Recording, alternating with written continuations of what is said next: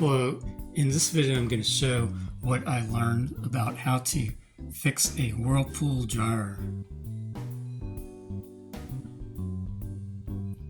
This is a disclaimer that I'm not a professional appliance repair technician. I'm just a do-it-yourselfer, and I'm showing how I'm trying to repair my dryer, so I hope it might help other people if they're trying to fix their dryer. So if you want to fix your dryer, do it at your own risk, and you should understand that there are high voltages in most dryers, 240 volts. That can be dangerous and deadly. So don't attempt to fix your dryer unless you do it at your own risk and you are confident that you know what you're doing.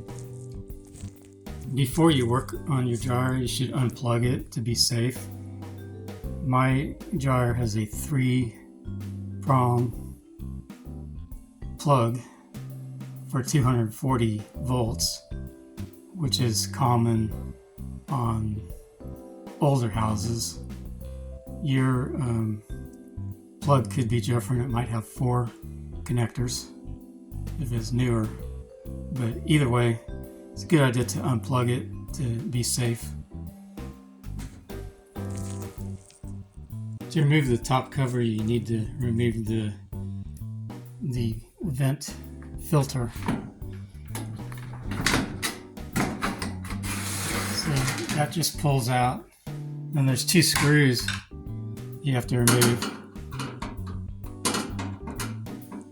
You have to remove this screw and then this screw here.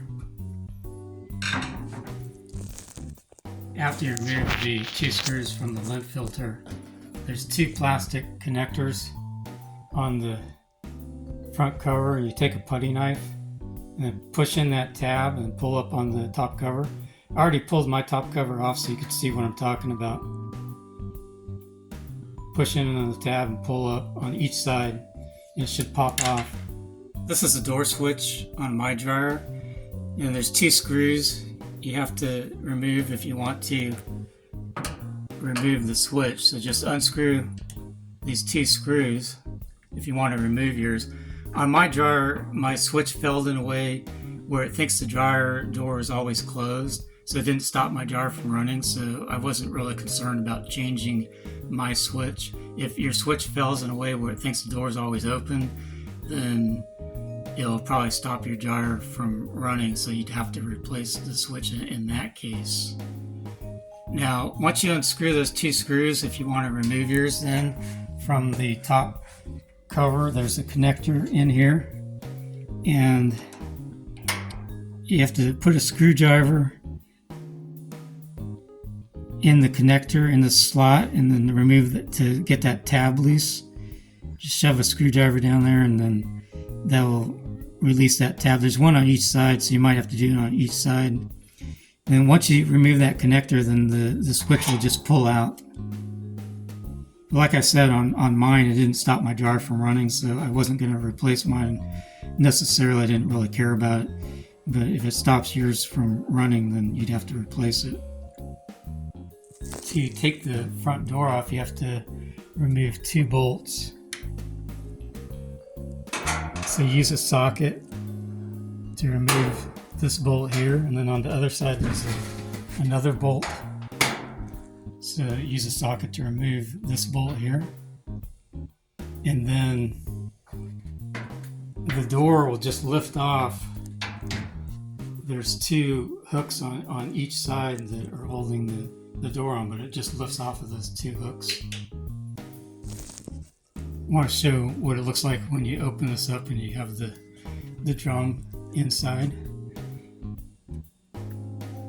This is the belt, but it would normally be over in this worn out area. It's not positioned where it would normally be.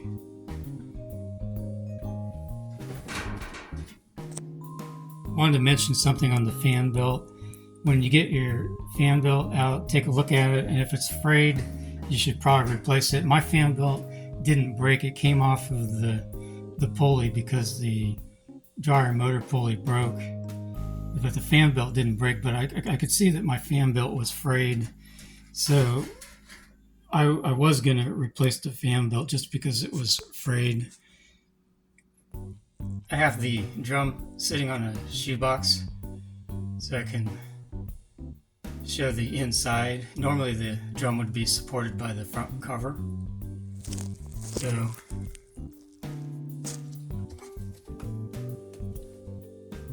I have the belt is threaded now. So the belt goes around this tensioner over here and over the dryer motor pulley and over here. And when you thread it back on, you just, with your fingers, you pull the belt here around this dryer motor pulley. And it's not that hard to thread, actually. This is why mine broke, because this dryer motor pulley broke on mine.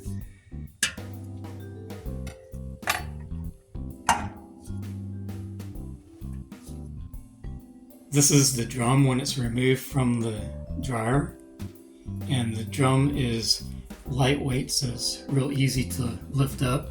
This is the belt that turns the drum, and this groove is where the wheels sit, and the drum turns on those wheels. So this has to go in the back, and this is the front of the drum here. I removed the drum from the dryer, and I wanted to show what the inside looks like while the drum was removed. So I'm going to lift up the top of the dryer, and this is the inside. And you'll notice that the floor of the dryer looks pretty clean. That's because I cleaned it up. It was really dirty and dusty, but it only looks clean because I cleaned it up. This is a 2008 dryer, so there's a whole lot of dust and dirt on the bottom until I cleaned it up. Now, I'll put the top down so I can show the inside here. This is the heating element, okay? This is the light, and this is the blower section, and this is where it vents the air out through a filter that goes outside. So now this wheel here turns, and this wheel here turns, and the drum sits on those two wheels, and there's nothing holding the drum in place except those two wheels, and then the front cover, it runs on that too, but there's nothing else holding it in. It's when you remove the front cover, you could just lift the drum all the way out real easily because there's nothing else holding it in. Now, this is the motor, and the belt, I keep calling it the fan belt, but it should just be called the belt. This pulls the belt. It's called the dryer motor pulley. Pulls the belt, and this is the belt tensioner. The belt tensioner just sits here, and I'll show how that threads around this later on in the video. And this is the piece that broke on mine, the motor, dryer motor pulley, and I'll show close up of that later. So this is the door switch that's just hanging down here.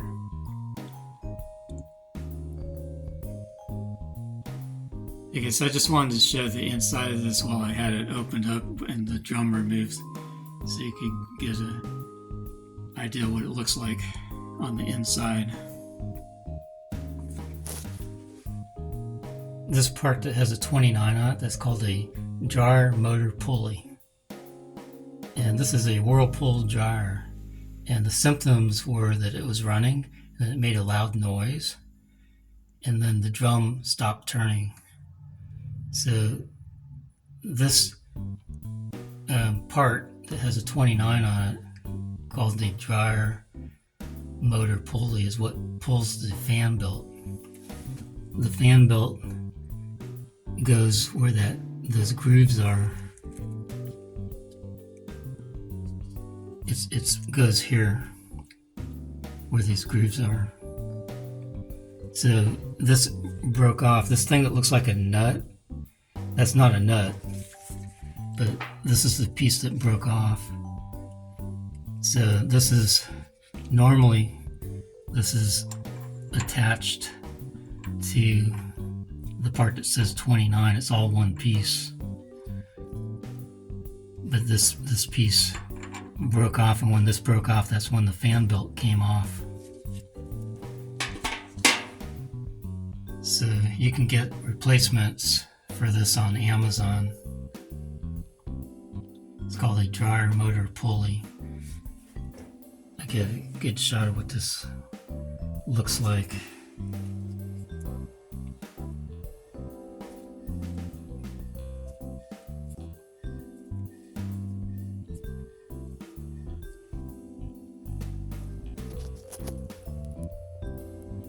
To remove the back cover, first of all, you have to remove this cover plate that covers up the power cord connections. So before you remove that, make sure that you unplug the dryer for safety reasons.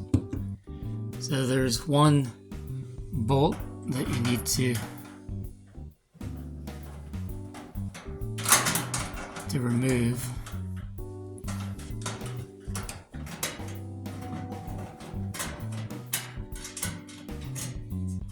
And then this plate just slips off like that.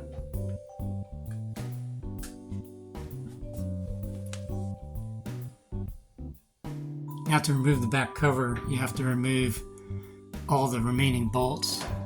There's one bolt here, there's one bolt here, there's 3 bolts on each side here, and then here, and here, and then there's 3 bolts on the other side.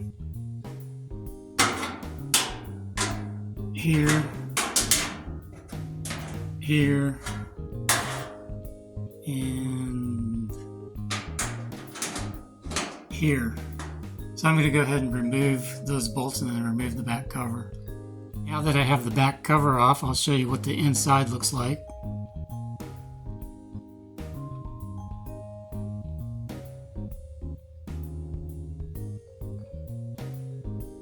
On the right side is the heating element, and on the left side is the blower venting system. And next I'm going to show you how to test the thermal fuse, which is this item right here. To test the thermal fuse, we're going to use a multimeter, and you want to set your multimeter to continuity. Put the red probe on volt ohms and the black probe on common, and when you put the 2 probes together, it will beep and it'll show 0 or approximately 0, and that's what we want for continuity. So now if you go to the thermal fuse, there's 2 wires on the thermal fuse, so you want to release one of them. You can remove either one, it doesn't matter, and just set that aside. And then you take your 2 probes and measure across the 2 terminals. It doesn't matter whether you have the black or red probe in either position, it doesn't make any difference. So just put your probes on here, and if it beeps, that means it's good. So it's beeping, so that means there's continuity and that means the thermal fuse is good. This is where my jar used to go, and this is my washing machine, which still works. And I haven't been able to fix my jar yet because I found another problem. Okay, here's the story. I knew there was a problem with the door switch, but it didn't stop the jar from running, so I wasn't worried about that. Then a couple weeks later, the jar made a loud noise and the drum stopped turning. So I thought, okay, I'll take the jar apart, see if I can find out what's wrong with it. So I did take it apart, and I found out what was wrong with it. The jar motor pulley broke, and that caused the belt to come off, and that caused the drum to stop turning. So I put it back together, plugged it in, tried to turn the power on, but now it's totally dead. Before I took it apart, it wasn't totally dead. So now there's another problem came up. It's totally dead, and I don't know why. So I tested the voltage on the 240 volt outlet, and on one side there's 120 volts, and on the other side there's 0 volts. So there's a problem with the voltage on the 240 volt outlet. Now, I don't know if the bad voltage on the 240 outlet is causing the jar to be totally dead or not. But I can't just put the parts, get the parts for the jar and put them in there, because it's still going to be totally dead.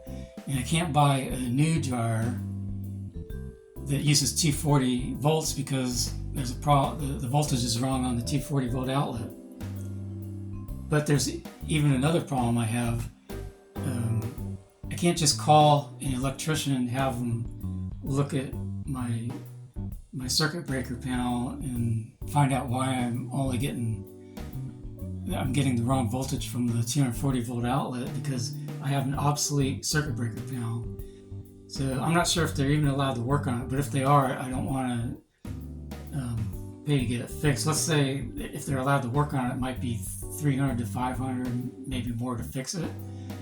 I don't want to pay money to fix an obsolete circuit breaker panel, and to replace it, the circuit breaker panel with a new one is even more expensive. It's like probably $2,000 to $5,000, and I have 100 amp service, and if I decide I want to upgrade to 200 amp service, that could be as much as $10,000.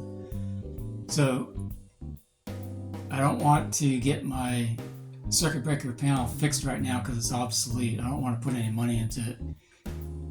So I was trying to think of what else I could do, and one idea that I thought of is I might get one of those new all-in-one washer dryer machines that use a heat pump and they run off of 120 volts. Only problem is those are pretty expensive. Most of the popular ones are around $2,000, even more. I'm not sure if I want to spend that much. Another possible solution is to get a jar that runs off of 120 volts. Now, all the ones I can find are smaller. They might be, maybe 3.5 cubic feet, where the jar I have is like a 6.5 cubic foot. So I'm not sure that would be big enough for me.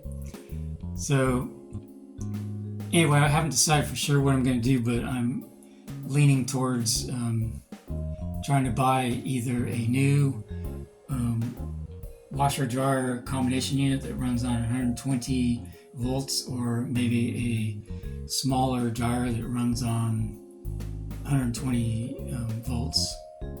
That way I wouldn't have to use the 240 volt outlet at all. I could just shut off the circuit breakers to the dryer and just not use it. And then in the future I could replace the circuit breaker panel with a new one. So anyway, that's my situation and why I haven't been able to fix my dryer yet.